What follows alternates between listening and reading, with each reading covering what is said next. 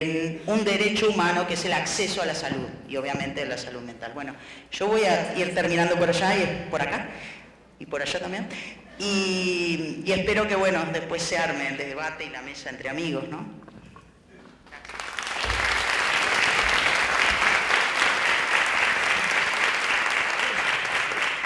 Agradecemos a Débora. Tiene la palabra 15 minutos Cecilia. Bueno, buen día a todas y todos. Muchas gracias por la invitación y por estar en esta mesa. Yo quiero, con la invitación que nos invitaba, nos convocaba a debatir cuál era la situación de los países latinoamericanos frente a la coyuntura que estamos viviendo, frente a la situación en la que nos encontramos. Yo voy a compartir algunos elementos que tienen que ver específicamente con mi país y seguramente algunas de las cuestiones que puedo colocar para el debate no son ideas propias, sino que en realidad tienen que ver con conversaciones, con debates, con una participación con los estudiantes en el ámbito del grado y del posgrado, con los compañeros de trabajo en las instituciones, en la universidad y en el Instituto Juan Lasarte del que participo, Cecilia, también con compañeros que están aquí. Te interrumpo, me piden que hables un poco más lento para que los compañeros brasileños nos puedan entender. Va a ser difícil. Sí, Voy a tratar. Voy a tratar.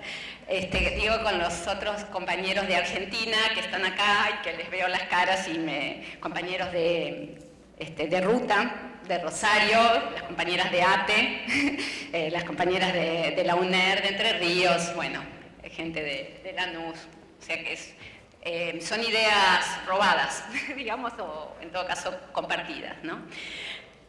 La primera cuestión que me gustaría señalar, que creo que no se puede dejar de pasar, es el hecho de que en Argentina en el año 2010 hubo un hito histórico, que fue la sanción de la Ley Nacional de Salud Mental, la 26657, que es una ley que a mi juicio colocó una relación, digamos, restituyó condiciones como ciudadanos para un enorme conjunto de personas que estaban marginadas, que estaban segregadas, que estaban estigmatizadas, ¿no? Y ese reconocimiento es un reconocimiento de que aquellos que están afectados por el sufrimiento, que aquellos que tienen padecimientos, son semejantes y deben ser tratados como semejantes, ¿no? Ese elemento a mí me parece que es un punto importante como hito en la Argentina y que hoy, luego de 7 años de esta ley, que ha sido innovadora y muy rica y muy progresista, estamos frente al riesgo de lo que ha sido el proceso, el avance en el proceso de implementación de la misma, ¿no? Y eso es preocupante en nuestro país porque Argentina es un país con procesos de institucionalización siempre débiles, siempre frágiles, procesos políticos e institucionales que no se sostienen en el tiempo frente a los avatares y las circunstancias de los cambios de gobierno, ¿no? Es decir, que tenemos experiencia incluso de leyes muy progresivas que fueron sancionadas y que ni siquiera nunca se implementaron.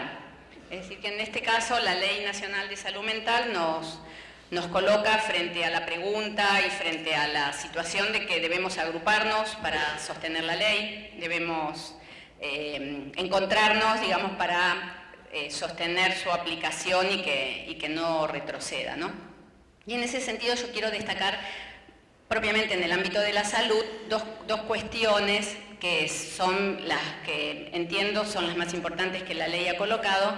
En primer lugar, el proceso de reinserción de las personas que han sido internadas en hospitales monovalentes, el proceso de reinserción social, que es un proceso muy frágil por ausencia de una garantía presupuestaria en muchas de las situaciones en que esos procesos se están dando.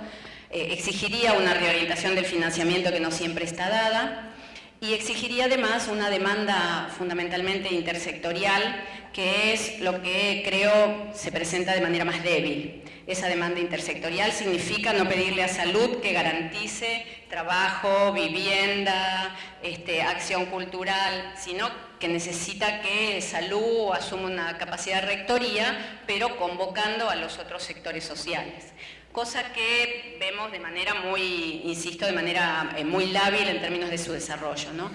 El otro elemento que la ley ha colocado y con el cual tenemos que fortalecer es la necesidad de que el sistema de salud se organice y se mantenga con prácticas de orden territorial, con prácticas que estén asentadas en el ámbito comunitario, ¿no?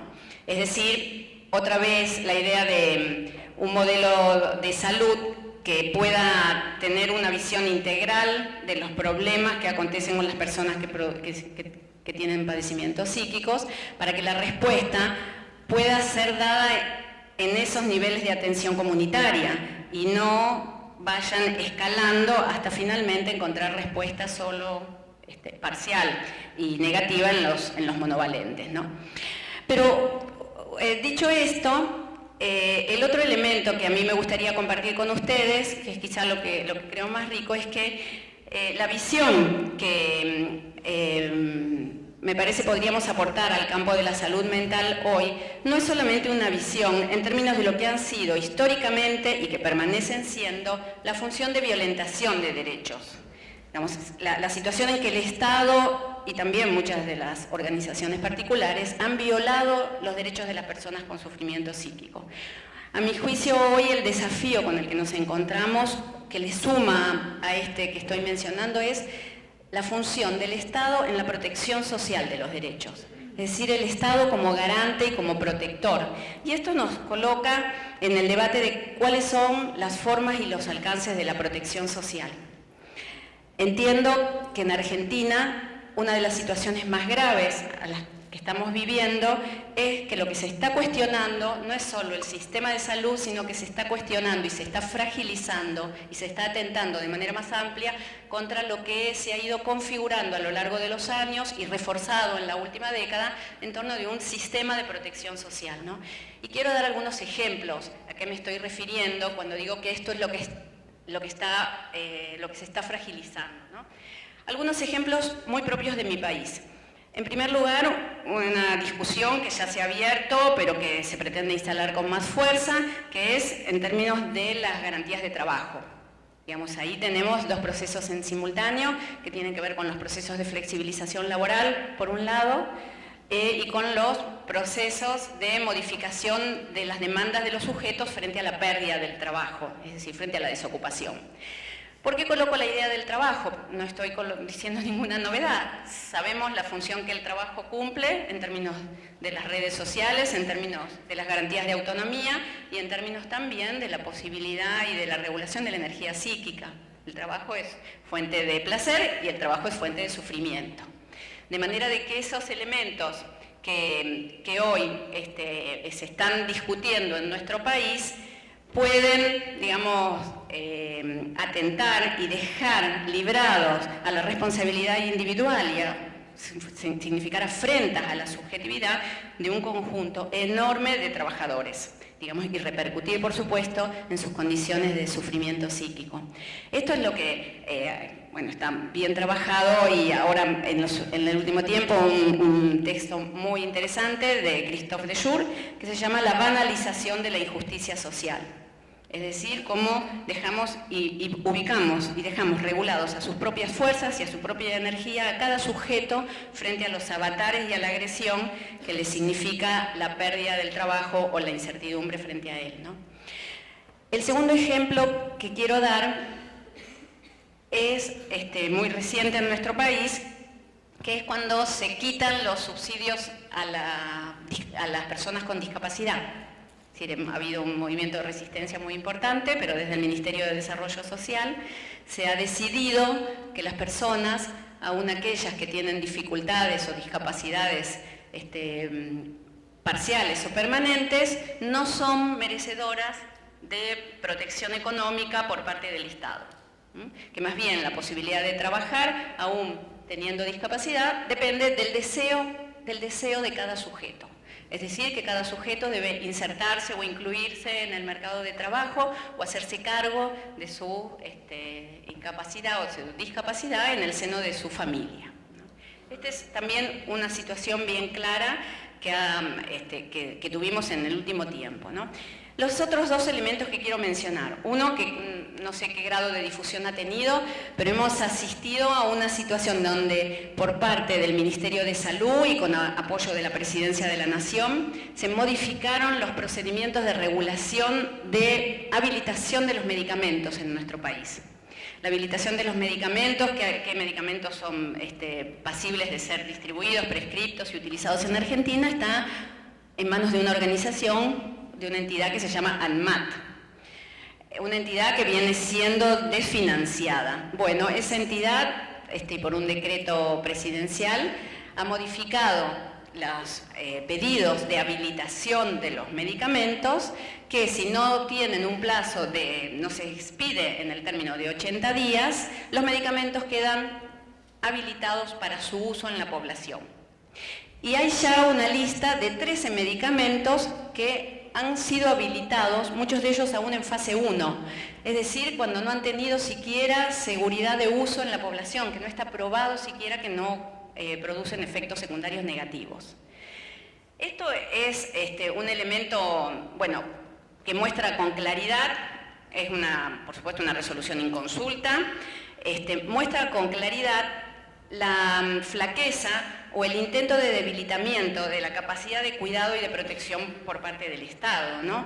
Y fundamentalmente lo que refuerza es la enorme condición de asimetría entre la población y la industria farmacéutica. Un minuto, Cecilia. Entre los usuarios y la industria farmacéutica, que los usuarios quedan sujetos a sus necesidades, a su desesperación, a sus búsquedas de alternativas y en manos de la industria farmacéutica que puede hacer con usuarios y con la población en general sus experimentos. Argentina ingresa en el mundo, la población y los ciudadanos de Argentina ingresamos en el mundo de conejillos de Indias para el mercado farmacéutico.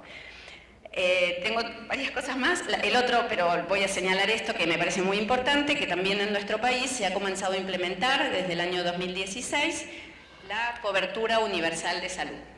Es decir, volvemos a una propuesta de la década del 90, de generar, digamos, o sustituir el sistema público de salud por la cobertura, lo que se denomina cobertura universal de salud, que son seguros de salud, ¿no? Bueno, algunos elementos que quiero destacar de esto. El pasaje de la concepción de derecho a una noción contractual entre los ciudadanos y las prestaciones de servicios sanitarios. La función de secundarización de... Bueno, esto es como si hubiera población en nuestro país no asegurada, ¿no es cierto? O como si hubiera población no cubierta, cuando el sistema de salud público universal garantiza, y por rango constitucional, garantiza la cobertura y la prestación de cuidados sanitarios al conjunto de la población. Pero además trae el hecho de que genera una distinción en los grupos de población porque la población que se supone asegurada es la población pobre. Entonces vamos en camino nuevamente de procesos de focalización en el campo del cuidado de la salud, ¿no? En este debate entre universalidad y focalización, que sabemos va siempre en detrimento de garantizar el conjunto de cuidados sanitarios para toda la población y va en detrimento de la calidad, porque los sistemas focalizados siempre se han constituido sobre paquetes de prestaciones que dejan por fuera un montón de elementos, quizá los más importantes y los más severos, y entre otros los cuidados en la salud mental, ¿no? Para terminar entonces, a mí me parece que uno de los elementos y que esto es lo que yo quería señalar hoy para el debate, que no solo debemos situarnos en términos de discutir y mirar cuáles son las situaciones de violentación de derechos, sino también mirar cómo, con un discurso que se pretende defensor de los derechos, en realidad se están colocando o se están debilitando todos los sistemas de protección social que no son solo y exclusivamente del sistema sanitario, sino que constituyen elementos que nos protegen frente a todos los avatares de la vida cotidiana y frente a nuestra participación como seres humanos en la vida societal, ¿no? Y en esto me parece bien interesante lo que dice Sousa Santos, que dice, en realidad se trata de una sustitución en donde no se trata de sujetos de derecho, sino de objeto, las personas como objeto del discurso de los derechos humanos, ¿no? Entonces, bueno, mi idea es que pudiéramos también incorporar estos elementos que hacen al cuidado y a la protección en una dimensión bien amplia y positiva de la salud mental.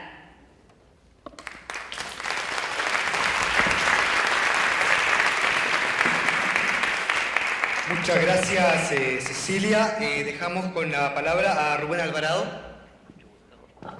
Mucho gusto. Bueno, en primer lugar, muchas gracias de estar con ustedes, de poder compartir y de poder compartir algunas ideas y ojalá podamos llevar a término el sueño que queremos al final de este día, ¿no? En realidad yo tenía preparada una presentación, pero creo que va a ser mucho más larga y no voy a cumplir con los 15 minutos que aquí mi coterráneo me va a empezar a insistir. Entonces voy a hacer más bien una síntesis y quiero introducir algunas ideas nuevas que pensé en este rato a propósito de lo que ustedes tres plantearon, ¿no? En Chile la situación es que hasta el año 1990 no teníamos prácticamente ningún desarrollo en el área de la salud mental, con la excepción de un periodo muy especial en que hubieron experiencias piloto hacia fines de los 60 y comienzos de los 70, pero la dictadura que se inicia el año 73 con Pinochet rompe con esas iniciativas. El año 90 comenzamos a trabajar en mejorar nuestros servicios de salud mental y aparece un segundo hito, que es 10 años después, con un Plan Nacional de Salud Mental. Yo lo que quiero es contarles qué ha sucedido y usar algo de nuestra experiencia. Siempre nos dicen que los chilenos tenemos una cosa especial y es que somos muy cuantitativos, ¿no? Que somos muy, muy pragmáticos además, ¿no? Entonces, en realidad yo les iba a mostrar cifras, eso es cierto. Por eso, por favor, Daniel, no las muestres, ¿no? Pero sí les cuento algunas, porque la verdad es que las cifras a nosotros nos han sido útiles para hacer el debate público y para decir la situación es esta y la hemos cuantificado, la hemos llevado, la hemos objetivizado, si es que objetivizar, ¿no es cierto?, es posible, pero sin embargo nos sirve como argumento. Entonces, lo que quiero más bien es contarles lo siguiente y seguir la siguiente reflexión. Yo creo que en cualquier forma sociopolítica en la que estamos insertos, las estructuras sociales van a penetrar siempre en nuestra vida cotidiana y van a intentar que nosotros reproduzcamos el modelo. Y en esa reproducción, ¿no es cierto?, aparece el sufrimiento humano, físico, psicológico de distintas formas y se conforman las relaciones sociales también de cierta manera. En este periodo, en esta fase del desarrollo del capitalismo, que hemos llamado neoliberalismo, estamos probablemente en una etapa en la cual el desarrollo del aislamiento de las personas ha sido máximo, ¿no? Y es posible que esta forma que vemos en que la individualización da origen, ¿no es cierto?, a mayor soledad. Ya voy a explicar por qué digo todo esto, ¿no? Porque eso tiene que ver con la forma en que, a mi juicio, hemos avanzado en nuestros procesos de reforma y finalmente hemos caído un poco haciéndole un juego al modelo neoliberal. Decía el individualismo, que ha llevado a ciertas formas de narcisismo extremo, de soledad, una tendencia a vivir una especie de desesperanza, ¿no?, donde las formas de explotación en el trabajo no solo han dado pie a las formas a la precarización, como sucede en muchos de nuestros países, sino además un fenómeno bien especial, y estoy seguro que muchos de nosotros lo vivimos, que es la autoexplotación. Piensen en cuántas horas del día trabajamos, piensen en cómo el Internet nos tiene amarrado a mirar los correos electrónicos todos los días de la semana y a cualquier hora, el WhatsApp, ¿no es cierto?, permanentemente. Nosotros mismos nos hemos transformado en nuestros propios explotadores y eso parece ser una de las herramientas más ricas de esta fase neoliberal. También La ruptura, ese aislamiento y soledad a la que yo decía, nos lleva a la ruptura de los vínculos colectivos.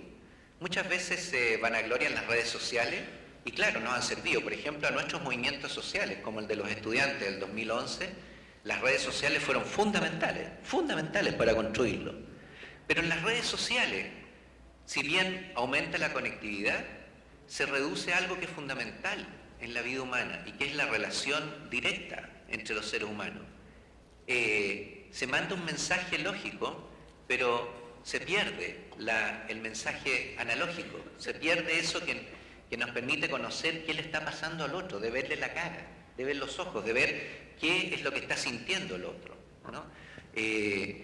No me puedo imaginar que uno pueda establecer una relación amorosa a través del WhatsApp. Sería imposible, ¿no es cierto? Eso solo se hace cara a cara, se hace conversando, se hace en un contexto dado. ¿Por qué digo todo esto? ¿Cómo lo vinculo con los servicios? Porque yo creo que una parte de nuestra lucha verdaderamente revolucionaria, ¿no es cierto?, como decíamos, pasa por a lo menos dos niveles distintos. Un nivel es el de las estructuras más sociopolíticas y donde nuestro debate está en las leyes, en las políticas, en los planes, ¿no es cierto?, en los niveles más complejos y donde necesitamos hacer también una movilización muy fuerte, pero también hay a lo menos un segundo nivel y tiene que ver con la forma en que estructuramos, en el caso concreto nuestro, los servicios y las formas en que damos los cuidados de las personas en el ámbito de la salud en general y en particular en salud mental.